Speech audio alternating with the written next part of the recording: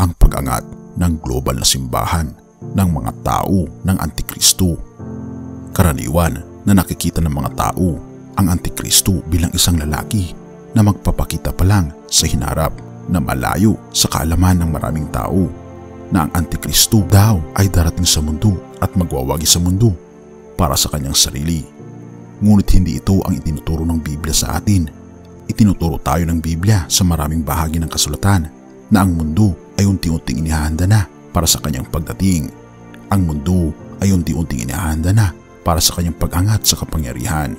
Ang mundo ay unti-unting hinahanda na para sa kanyang pagsamba. Ang mundo ay unti-unting hinahanda na para sa kanyang tanda.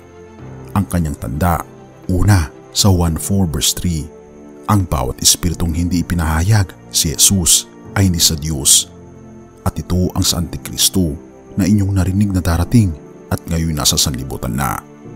Ikalawang Tesalonica 2 verse 7, sapagkat ang hiwaga ng kasamaan ay gumagawa na, lamang ay may pumipigil ngayon hanggang sa alisin ito.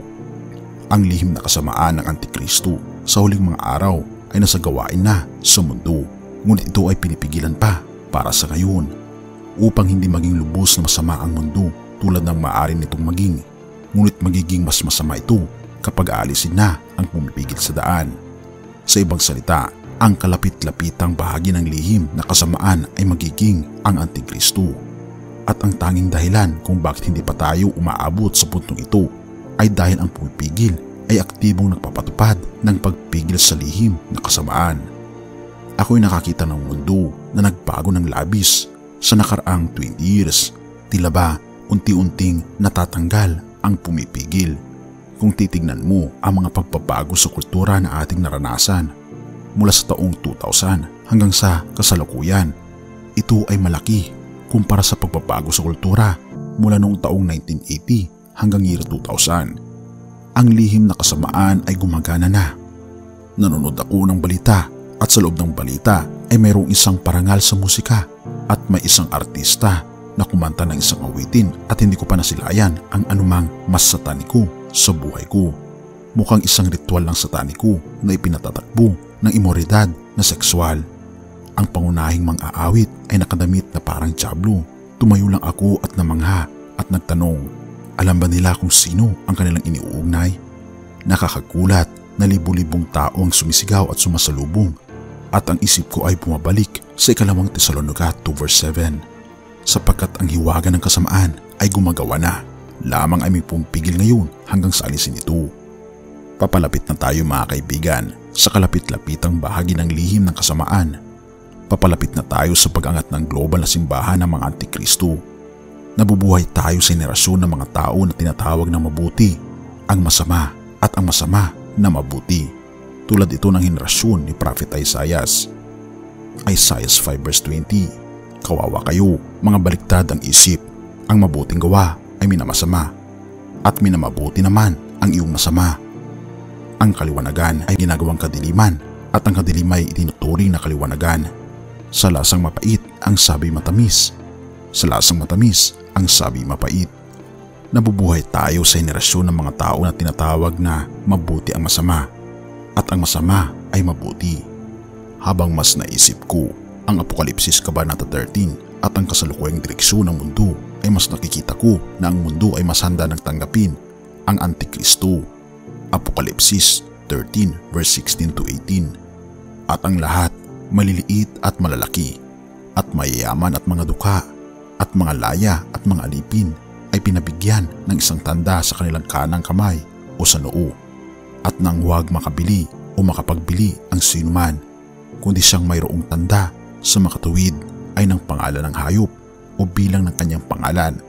Dito'y may karunungan, ang may pagkaunawa ay bilangin ang bilang ng hayop, sapagkat siyang bilang ng isang tao, at ang kanyang bilang ay 666. Maraming tao ang nagtataka kung paano maaring pumili ng kusang tanggapin ang isang tanda na binabalaan tayo. Oo, isa sa mga dahilan ay ang paglilinlang. Ang mga bulaang propeta at ang Antikristo, Apokalipsis 13 verse 14.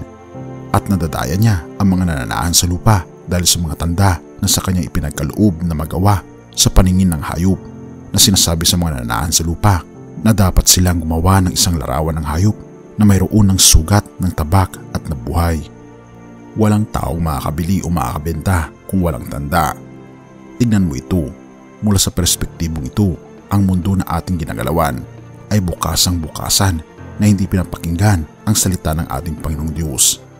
Pahintulutan mo akong magbigay ng isang praktikal na halimbawa. Halimbawa, tingnan natin ang kultura ng mundo na ito na nangangalakal sa ideya ng satanismo.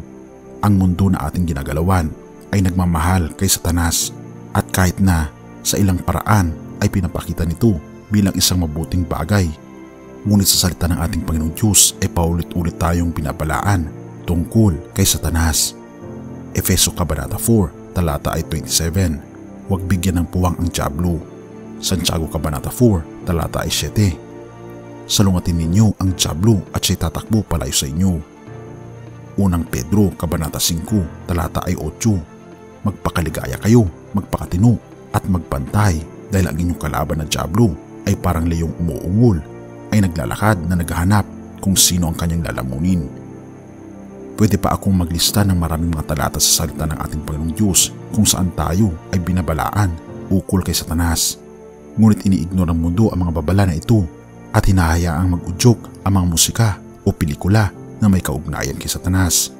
Ngayon, nais kong magkaroon ka ng pag-iisip kung kayang i-ignore ng mundo ang salita ng ating Panginoong Diyos ukol kay Satanas. Ano ang nagpapakatiwala sa iyo na pakinggan ng mundo ang salita ng ating Panginoong Diyos ukol sa Antikristo at sa kanyang tanda? Ang henerasyon ng mga tao na tinatawag ang mabuti na masama at ang masama na mabuti. Maraming tao ang hindi nakikinig sa ating Panginoong Diyos. Hindi sila nakikinig sa ating Panginoon. Ayaw nila makinig sa Kanya.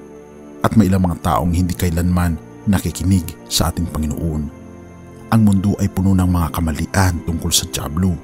Isa na rito ay siyang magiging pinuno sa impyerno. Pinapakita ng mundo na tila ba masayang makasama si Satanas at ang kanyang mga demonyo sa impyerno. Umaakyat ang temperatura, namumundok sa mga pasilyo ng impyerno at umaalab. Ngunit ang impyerno, mga kaibigan, ay hindi para sa iyo, sapagkat ito ay para sa dyablo at para sa kanyang mga anghel. Ngunit kung tayo ay nabahiran ng kasalanan at hindi ito nawala, tayo ay nasa dyablo at makakapiling natin siya sa impyerno. Ayon na rin ito sa Kabanata 25 verse 41 ng Mateo.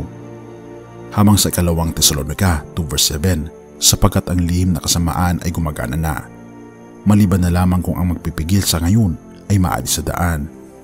Ang magpipigil sa ngayon ay walang iba kundi ang banal na espiritu.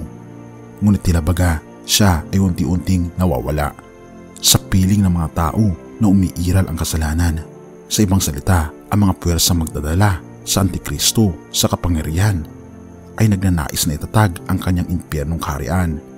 Ngunit sa kasalukuyan ay pinipigilan pa sila.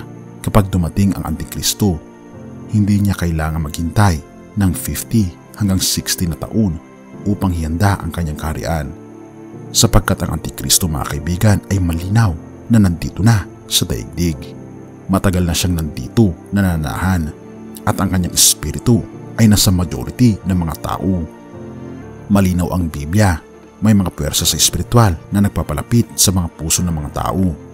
Inihahanda ang mundo para sa kanyang pagdating. Kapag nanonood ka ng mga award show o iba't ibang seremonya o nanonood ka ng pelikula o musika, alamin mong may mga espiritual na puwersa na kumikilos dito. Malinaw ang Biblia, may mga puwersa sa espiritual na nagpapalapit sa mga puso ng tao. Inihahanda ang mundo sa Antikristo. Inuukit ang kanilang puso ng katulad ng puso ng Antikristo. Ito ang nangyayari sa espiritual na mundo ngayon. May mga espiritu na humihila sa mga tao patungo sa pag-accept ng mga tanda ng Antikristo. Humihila ang mundo patungo sa pamumuno ng Antikristo. Ginugugol ang kanilang mga puso para sa kanya. Ito ang nangyayari sa espiritual na mundo ngayon. Ang kanilang lipunan ay nagiging mas laban sa ating Panginoong Diyos, mas laban sa Biblia. Ito ay eksaktong mundo na nais ng Antikristo na pasugin. Gising, mga anak ng Diyos. Ang mga tao ay nagbabago, ngunit nagbabago rin ang mundo. Gising, mga anak ng Diyos. Gising, gising na, gising.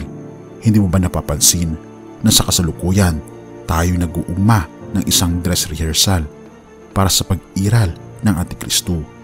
Unawain natin ang nangyayari sa mundo. Unawain natin kung paano tayo unti-unting pinauuga sa isang mundong kung saan wala nang makakabili o makakabenta maliban sa may tanda. Kaya naman, alin ang iyong pipiliin? Ang ating Panginoong Diyos o ang mundo? Ibig sabihin ang mga tao ay hindi magkakaroon ng ibang pagpipilian, kundi ang tanggapin ang tanda sapagkat iyon ang tanging paraan upang makabili o makabenta. At sinumang walang tanda ay magiging kabaligtaran sa karamihan na may 666 na ito ay tumutukoy sa pagsunod sa Antikristo. Iniisip ko na ang mundo ay handang maranasan ang susunod na yugto ng mga pangyayari sa huling araw, ang pag-angat ng paghuhukom sa lahat ng tao. Sa panahong ito, hindi inaasahan na naisasantabi ang isang pananampalataya na may kabanalan. Kaibigan, kailangan nating patunayan sa mundo na tayo mga anak ng liwanag sa panahong ito. Bilang mga mananampalataya, hindi tayo dapat mahiya na ipakita ang ating pagmamahal sa ating Panginoong Jesucristo. Saan man tayo naroroon, dapat tayong maging matapang. Kung tayo gumagawa ng mga tamang bagay, dapat tayong maging matapang na magpahayag ng Ebanghelyo. Kahit pa hindi tayo matanggap o hindi tayo magiging matagumpay, may babala na ang sinumang tatanggap ng tanda at magdudusa sa walang hanggan na galit at magdudusa sa impyerno. Habang tayo nabubuhay araw-araw, asahan nating maaari nang bumalik ang ating Panginoong Jesucristo. Kailangan nating ipahayag ang Ebanghelyo ng ating Panginoong Jesucristo na makapangyarihan upang iligtas ang mga tao mula sa walang hanggang kapahamakan. Ang tanda ng hayop ay darating at ang mga tao ay naghahanda para rito. Ang tanong ay, kaibigan, nais mo bang tumayo sa pananampalataya at ipakita ang liwanag ng ating Panginoong Diyos sa madilim na mundo? Tayo manalangin. Ama naming banal, mga Panginoon naming Diyos, kami po'y lubos na nagpapasalamat sa inyo, sa inyo pong pagmamahal sa amin. Salamat Panginoon dahil ginagabayan niyo po kami patungo sa pagiging matapang na magpahayag ng Ebanghelyo ng aming Panginoong Diyos at ipakita sa mundo ang nararapat na sundin nila upang maiwasan ang pagkamit ng tatak ng dyablo, ang tatak na Antikristo. Tulungan kami Panginoon na selyuhan ang aming pagkatao ng iyong pong banal na Espiritu at tulungan kaming sundin ang iyong banal na kasulatan, lalong higit ang iyong pong utos, ang 10 utos. Salamat Panginoon sa inyong pong pagmamahal sa amin at patawarin po kami sa lahat ng aming pagkukulang at pagkakasala pagkat ito ay aming samot hiling sa matamis na pangalan ng aming Panginoong Jesus. Amen.